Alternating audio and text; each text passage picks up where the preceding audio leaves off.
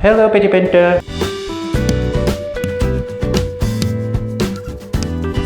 Non, je ne pleure pas, c'est juste qu'il fait très chaud ce matin. Petit cas d'école. Alors là, on est face à une gouttelette peinte avec de la merde. Les gens ont chié, je ne sais pas comment ils ont réussi à l'étaler sur le mur, mais c'est très bien fait, hein. Il y a des traces un peu partout. Alors ça, là, ça va. Pas fait de carnage, c'est juste au niveau des plaintes. Bon là j'ai scotché encore, tu le vois pas.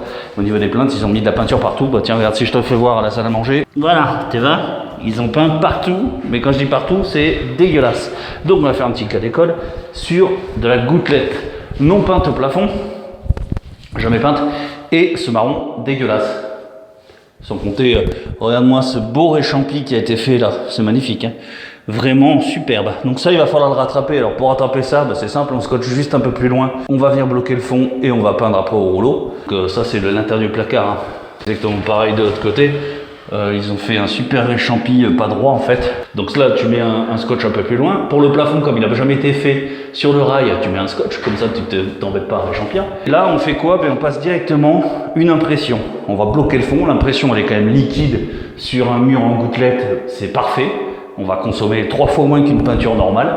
Et je te le conseille, hein, parce qu'une peinture de finition, c'est à peu près 5 mètres carrés par litre, une peinture normale.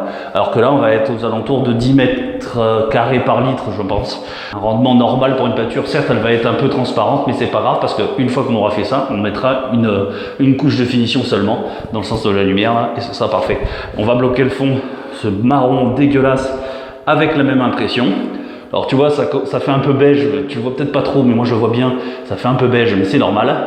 À la deuxième couche, théoriquement, ça devrait aller. J'essaie de faire ça pour éviter d'avoir 2 couches de finition à faire en plus. Je constate un très beau réchampi. Comme quoi vous êtes encore nombreux à ne pas avoir encore découvert la chaîne Dr Peinture. Stéphane le peintre, ça te dit rien? Bah non. Je viens de réaliser qu'ils ont fait 3 tubes de peinture. 3 dans une chambre de 10 mètres carrés. Arrêtez de regarder Damido, hein. Surtout ces couleurs de merde là. Tout ce qu'il faut pas faire. J'en profite pour te donner c'est pas une astuce de décorateur, c'est un truc qu'on apprend en CAP de peinture, donc c'est de te dire le niveau quand même, hein. On est dans une pièce qui est rectangulaire légèrement, elle est plus profonde que large. Là, la connerie qui a été faite, et qu'on ne doit pas faire, c'est d'avoir peint les 2 côtés foncés. Ça allonge encore plus la pièce et ça fait plus une sensation, là tu le vois peut-être pas très bien, mais tu as une sensation de couloir. Et du coup ça ressemble plus du tout à une chambre, tu as l'impression qu'il n'y a pas de place et que le lit, en sachant que la tête de lit doit être mise ici. D'ailleurs c'est la première fois que je vois l'interrupteur aussi bas. Il faut proscrire les peintures foncées comme ça, surtout. Arrêtez de faire ça là, c'est bon, c'est beau, mais un mur à la limite, il y aurait eu ce mur là de fait, à la limite pourquoi pas, mais tout le reste blanc quoi. Pourquoi 3 peintures différentes? En plus là tu as une satinée, là tu as une mate, je la reconnais, c'est celle qu'ils ont mis dans la salle à manger. La mate, regarde comme c'est dégueulasse, ça se nettoie pas. Que des fautes de goût et des fautes de style. Donc si tu veux agrandir une pièce et te donner un espace plus grand, il aurait fallu faire ou ce mur en face ou celui qui est derrière moi foncé et le reste clair. Moi en l'occurrence, quand c'est en contre-jour, j'aime pas faire du foncé parce que ça fonce encore plus la couleur que tu as mise. Ou alors il faut vraiment prendre une teinte très légèrement plus foncé que le blanc, mais vraiment pas quelque chose de très foncé quoi. Donc bref, une chambre, ne t'embête pas, une tête de lit d'une couleur éventuellement, là ici il aurait fait une tête de lit, peut-être cette couleur n'était pas trop nulle à chier, et tout le reste blanc quoi. Là c'est horrible, tu verras qu'une fois que ce sera peint, tu auras une sensation d'une pièce un peu plus grande. Au passage, merci aux gentils propriétaires d'avoir fait couper l'eau.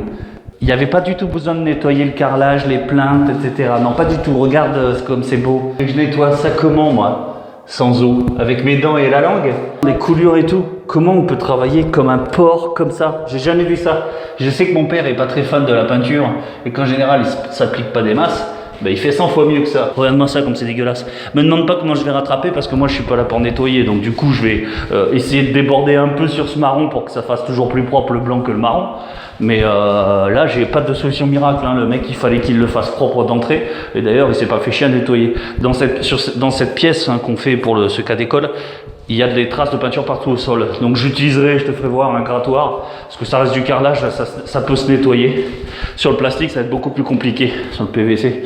J'ai des raclettes aussi en plastique pour gratter. mais on abîme toujours un peu plus ou moins le support. Mais enfin, c'est pas grave, il vaut mieux l'abîmer plutôt que de laisser ses coulures, quoi. J'ai rarement vu un truc aussi dégueulasse. Hein. Bon, les angles sont pas beaux, il y a de la peinture partout, non, c'est vraiment horrible. Maintenant, je vais faire les plafonds. C'est parti. On est en présence du Rafale de chez HB Paint que j'aime beaucoup. C'est une peinture d'impression. Alors celle-là, je l'utilise sur les maisons neuves en général. Mais c'est une peinture qui coule pas des masses, malgré sa fluidité, quoi. Donc en fait, ça glisse assez bien, même sur la gouttelette non peinte. Tu vois, le plafond, ça n'a pas été fait. Tu vois, il n'y a pas trop de gouttes qui tombent. Bon, après, c'est pour ça que j'ai protégé. Hein. Tu le sais, maintenant, sol protection complète avec les plaintes, je le scotche. C'est quelque chose que je fais maintenant systématiquement sur de la gouttelette. Je m'embête plus à nettoyer, en fait. Je scotche avec ce scotch de masquage qui est exprès fait pour ça. Pour plusieurs raisons, hein, parce qu'il y a la projection aussi de la peinture qui t'oblige à nettoyer les plaintes de toute façon si tu n'as pas scotché. Parce qu'il y a toujours une petite projection de peinture. Voilà, ici on peut voir ici une bosse. Ça va être le placo à cet endroit-là. D'où les réchampis. Tu vois, regarde, imaginons, là je sais pas si on le voit bien, moi je pense qu'on le voit bien, hein. Ici il y a une bosse. Si tu fais un réchampi collé dans l'angle, tu vas donc suivre cette bosse. Et qu'est-ce qui va se passer visuellement? Eh ben, tu vas voir que cette bosse. C'est pour ça qu'on fait un réchampi plus bas selon l'imperfection du mur, du plafond. Bon là en l'occurrence c'est vraiment très dégueulasse, on aurait eu du mal à faire quelque chose qui ne soit pas visible au niveau des réchampis. On va dégager la petite araignée quand même. Ne tuez pas les araignées ça ne mord pas. Je vous ferai voir une mygale que j'ai à la maison, si vous êtes sage. Par contre ça bouffe les moustiques, alors si tu les enlèves. D'abord les angles, qu'on le fasse avec l'impression ou pas. Moi je le fais avec cette impression parce que le Rafale, c'est vraiment une impression bon marché. Je sais même plus combien j'ai payé, je sais pas si j'ai payé 50 € les 16 litres. Donc t'as qu'à voir, c'est une impression pro. Donc elle n'a pas les inconvénients d'une impression de grande surface. Tu vas voir quand je vais utiliser.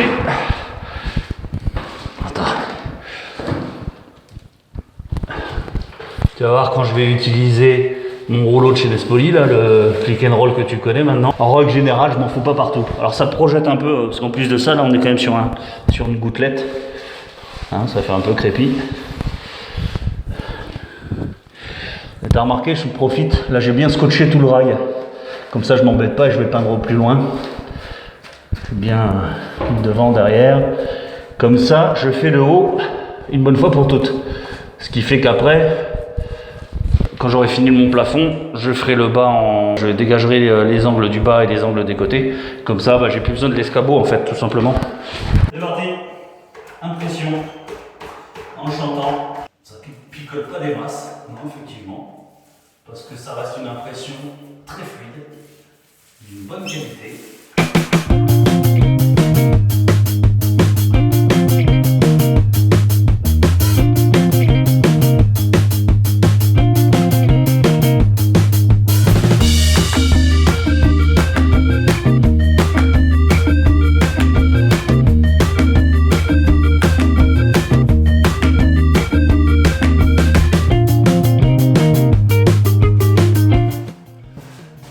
Passage, j'en ai pas trop sur le front, hein. J'en ai même pas du tout, c'est juste de l'eau, de l'eau, de la transpiration, et je n'ai rien, quasiment rien, sur mes petits bras, vois-tu? Quelques projections, c'est normal, grâce à mon petit rouleau et la bonne came.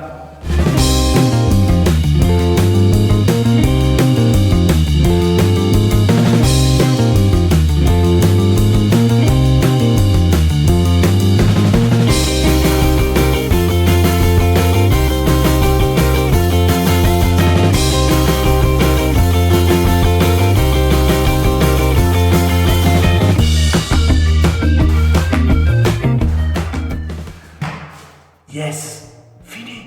J'ai eu l'intelligence de faire le haut tout à l'heure quand j'ai fait le plafond en impression. Il ne me reste plus que le bas à faire. Donc là, je peins tout mon rouleau ne va pas passer. Il faut penser aux petites étagères. Là. Ici, là, le rouleau ne passe pas. Donc je le fais au niveau des étagères. Voilà. Ensuite, on donne un petit coup en bas. Là, j'ai scotché. Je t'explique.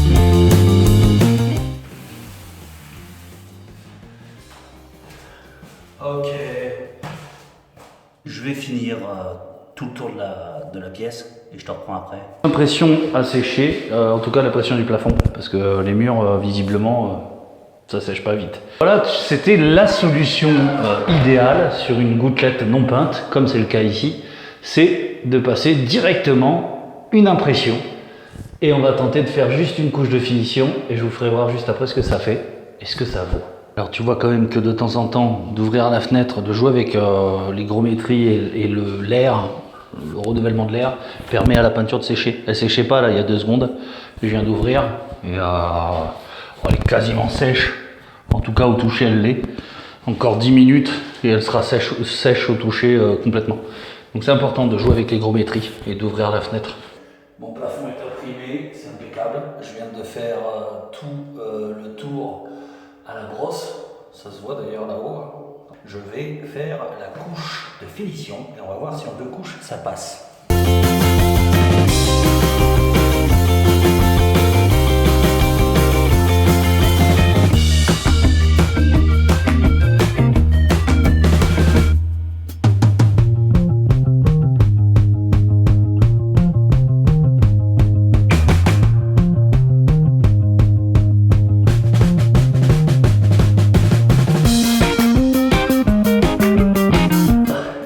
Fallu 9 minutes 21 pour faire mon plafond. C'est assez rapide. Un petit truc qui doit te donner une idée du résultat final, c'est quand tu arrives à voir l'ensemble trempé comme c'est le cas moi, c'est-à-dire que c'est tout mouillé, c'est tout frais, ça n'a pas séché du tout, parce que j'ai une bonne peinture et qu'en plus de ça, j'ai du cul dehors, il pleut, alors que j'ai aéré, hein, tu vois, et bien ça va tirer vraiment très lentement. Ce qui fait que tu peux regarder déjà d'entrée si tu vois des traces ou pas, et ça te donne une idée du résultat final. Je crois qu'il était beige le mur, et c'est pareil, tu vois, on veut du blanc, hein, là le client veut du blanc, donc on est trop short, une couche ça suffira pas, on le voit très nettement, c'est transparent, même une couche de finition suffira pas là-dessus, donc il va en falloir 2, ce qui fait que si je résume, celle-ci, on est ok, ça va être blanc, une couche devrait suffire, mais le reste, il va falloir 3 couches au total. Aujourd'hui, on fait la 2e couche. Tu vois la bande qui est bleuâtre, en fait, c'est la couche d'impression, la première. Donc là, on est en train de faire une couche intermédiaire. Même quand je passe cette couche-là, je me rends compte que c'est transparent un peu et que ça fait un peu bleuâtre. Donc en fait, la couche de dessous ressort encore un peu. Donc il faudra quand même une 3e couche, une 2e couche de finition si tu préfères. On va dire que c'est une couche intermédiaire et que la première c'était vraiment une couche d'impression. Si j'avais pas fait l'impression, il aurait fallu quand même 3 couches sur ce mur-là qui était très foncé. Il valait mieux passer par une couche d'impression et 2 couches de finition. L'impression sur le papier ça coûte quand même moins cher. Donc là, je finis ce passage. En termes de qualité de peinture, chez mon fournisseur actuel, j'ai pas mieux. Donc cette tétra-là, elle est hyper opaque. Et bien malgré tout, elle n'est pas assez encore. Mais c'est normal. Alors, rappelez-vous, sur le cas d'école numéro 1, on avait un mur qui était quasiment aussi foncé que ça, dans une autre teinte. Sur des teintes foncées comme ça, on peut rien faire, il faut vraiment... Ou alors il aurait fallu passer sur un beige, mais le client ne voulait pas. Là on est vraiment parti sur un blanc, et pour faire un blanc, bah pas le choix, hein, t'es obligé de faire ce que j'ai fait. On va laisser sécher pour demain, et je ferai la troisième couche, la couche de finition sur tous les murs, et ce sera la fin de ce cas d'école. On fera le bilan. Donc la première étape vraiment est terminée, maintenant je sais à comment tenir. Voilà, on est le lendemain, bah écoute, pour le plafond, ça me paraît très correct. Donc effectivement, sur du brut, gouttelette brute, une couche d'impression, une couche de finition avec le Plasdox et du Rafale, et ben c'est impeccable. Pour les murs, qui picotent du pendule. Le mur qui était peint en blanc déjà, j'ai mis une couche. Bon bah je regarde là-haut, je regarde en bas, c'est nickel. Donc j'aurais pas besoin de redoubler. C'est la bonne nouvelle. Par contre pour les autres, laisse tomber, hein, c'est une catastrophe. Moi ça je le savais. Ça tire sur le bleu tellement c'est pas bon. Et même celui-là, si on regarde là-haut, le réchampi, alors que c'était beige clair je crois, bah il y a besoin d'une troisième couche. Voilà, c'est malheureusement obligatoire. D'où l'importance quand même d'attendre bien le séchage. Parce que tu vois ici, ça fait des zones bleues. Donc en fait, hier je l'aurais pas vu.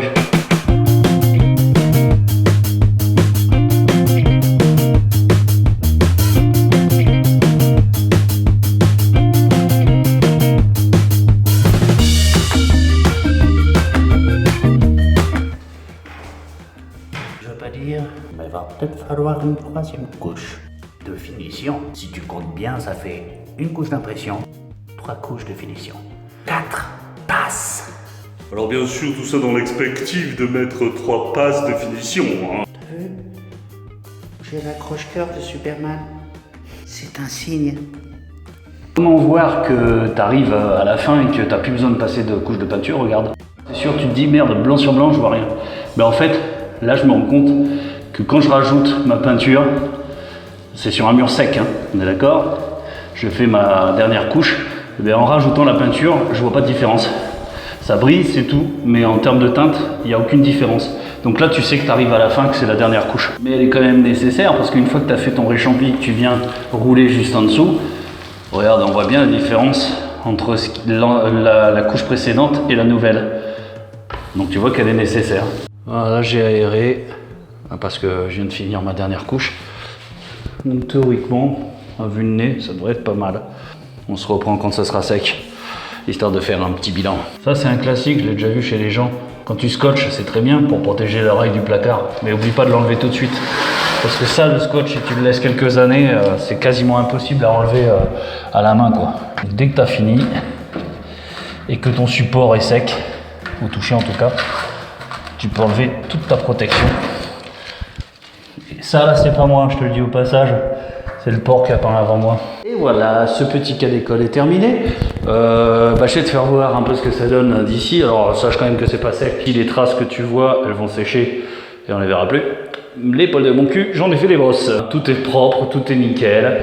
La chambre tout de suite, alors bien sûr ça n'a pas grandi, ça n'a pas poussé les murs de peindre tout en blanc, mais ça donne une sensation quand même de grandeur, comme tu peux le voir. Cette petite pièce, mais il fallait surtout pas mettre du noir, du marron comme ça a été fait précédemment. Le bilan sur une gouttelette pure, comme ça s'est passé sur le plafond, une couche d'impression, là c'était du Rafale de chez HB, et une couche de finition, c'était du Tetra de chez Plasdox. Ça a suffi largement à couvrir un plafond comme celui-ci. Ça aurait été une salle à manger, peut-être que j'aurais fait différemment parce que j'aurais eu peur de devoir faire 2 couches. De toute façon, j'aurais peut-être fallu faire 2 couches de finition pour avoir un résultat parfait. Mais c'est vrai que quand c'est du brut, une impression, c'est génial. C'est ce qu'il faut parce que le reste de la peinture, ça coûte plus cher, les peintures de finition.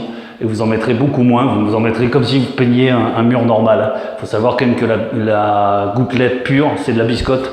C'est une éponge, tout ce que vous allez passer, ça va vraiment être épongé. Donc ça, vous l'avez vu dans la vidéo, ça c'était pas le cas avec le Rafale, l'impression.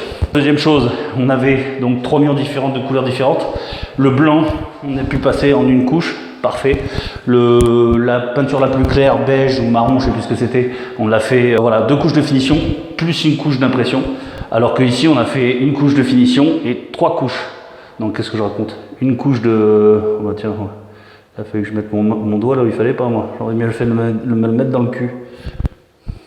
On a fait une couche d'impression sur les deux murs foncés. Finition, j'en ai fait deux, j'en ai fait trois couches de finition sur ces deux murs-là. Tu as vu, résultat, ça valait le coup. À bientôt pour de nouvelles aventures. Un nouveau cas d'école. Bon, le pouce bleu, on s'en fout maintenant. En attendant, fais-moi un don. Je vais t'envoyer mon numéro d'IBAN.